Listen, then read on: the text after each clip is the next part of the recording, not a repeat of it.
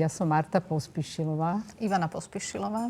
Sme mama s dcerou a ja konkrétne som sa stretla so Salesiánmi v mojej 40-tke, čiže som tu nechodila ako tínedžerka a so strediskom som sa stretla ešte, keď to bola stavba. Čiže sme chodili otcovi Mirkovi tuto oklepávať staré tehly, aby ich mohli použiť, aby bola tá stavba lacnejšia. Čiže začínali sme vonku. Ja som tiež prišla takto zavčasu v 96. My sme sa presunuli vlastne z Daliborovho námestia, kde boli Salesiáni a teda dostali túto rozostávanú nejakú budovu, ktorá mala teda slúžiť inému účelu. A tak sa sem bratia dostali, získali to za, neviem, 1 korunu snáď a naozaj sme chodili najprv na brigády a trošku snívať spolu s bratmi, že čo a ako dajú tak dokopy, takže bolo to veľmi, veľmi pekné. Prvý kontakt bol cez stavbu, áno. A cez otca Mirka, ktorý pracoval s nami vonku. No ako stavebný inžinier, my sme 2 stavebné inžinierky, takže nám otec Mirko sadol v tomto smere, takže sme sa tu tak asi aj odborne trošku realizovali. Mali sme tu takú možnosť s otcom Mirkom trošku diskutovať aj na tej odbornej úrovni, tak to bolo pekné. Taká najsilnejšia spomienka je vlastne pre mňa osobne také prijatie, také láskavé prijatie všetkých, ktorí sa tu pohybovali. Pre mňa, ja teda jedna taká vtipná, že teda pes Aštara tu bol kedysi dávno, veľmi obľúbený, ale teda museli sa ho rýchlo zbaviť, lebo úplne nespolupracoval. A potom naozaj taká dôvera v mladých ľudí, že my sme sem došli ako vysokoškoláci a končiaci stredoškoláci a veľkú dôveru v nás Salesiáni tak nejak akože vložili do nás a dali nám také možnosti, že sme sa tu plne realizovali podľa našich snov a ich predstav a bolo to neuveriteľné v tom mladom veku, že aké možnosti sme dostali. To svoje povolanie sme viac menej objavili ešte na Daliborku.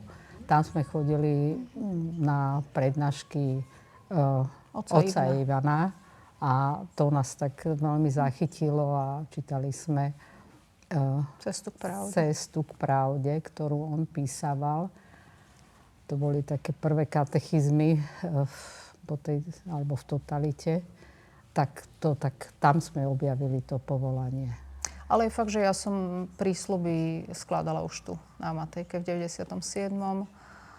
a do rúk otca Lojska Špaldoňa. Ano, ten už tiež nie je medzi nami. A ja v roku 95, áno, tiež do rúk otca Lojska Špaldoňa, ale ešte na Daliborku. No. Á, že sme Salesianky spolupracovníčky. Sme Salesianky spolupracovníčky a veľmi sme tomu radi. Tešíme sa z toho.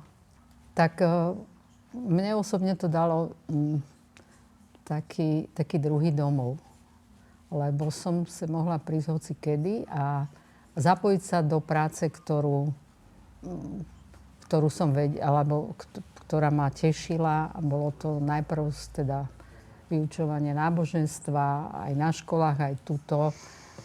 Potom stredka a aj na táboroch som sa zúčastnila. Čiže vlastne taká ľudská aj duchovná realizácia. Tak. Ja som dostala ponuku práce.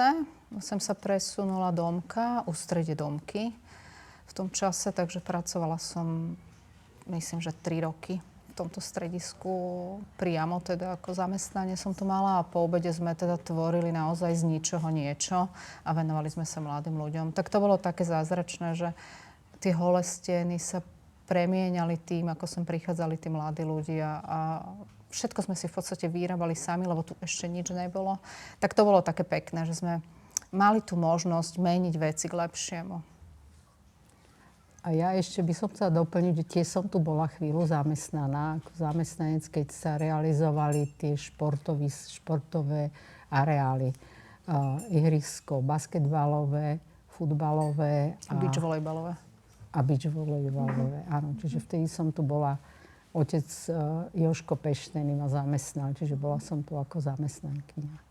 Tak ďalšia taká moja láska je vlastne obchodík s knihami, ktorý teda inicioval ešte otec Gabo. v roku 99. Ja som sa zúčastnila tej realizácie technickej, toho vybudovania alebo toho objektíku. No a potom som sa zoznámila so Zemkou Javrovou, ktorá tiež bola spolupracovníčka, ale už nie je medzi nami a spolu sme teda začali predávať tu knihy také, ktoré sa mladým ľuďom páčili a ktoré nám doporučovali Salesiani, že sú dobré pre nich. Tak to je tak všetko. Asi domov. Áno, domov. Tá možnosť sa realizovať. Tak ja by som im doporučovala prísť sem, pretože tu majú šancu nájsť svoje dary a aj ich rozvíjať. Že sú tu podmienky na rozvoj darov, ktoré máme od Boha. No, zažiť domov, stretnúť Boha, stretnúť brátov, ktorí svoj život zasvetili v podstate práci s mladými a s deťmi. A byť vďačný. Naučiť sa byť vďačný. Tak ja by som jej blahoželala nové kňazské a reholné povolanie z tých, ktorí tu vyrastli. No, ja blahoželám k tomu, že stredisko prežilo tie 30 rokov náporu mladých ľudí, lebo naozaj ich tu prebehlo toľko a s rôznymi darmi by som to nazvala. A prajme, aby vždycky bola domovom, vždycky bola miestom stretnutia s Bohom, s bratmi, aby tu vždycky tí mladí ľudia boli, lebo ak toto tu nebude, tak je zbytočná. Ďakujem. Neviem, teda.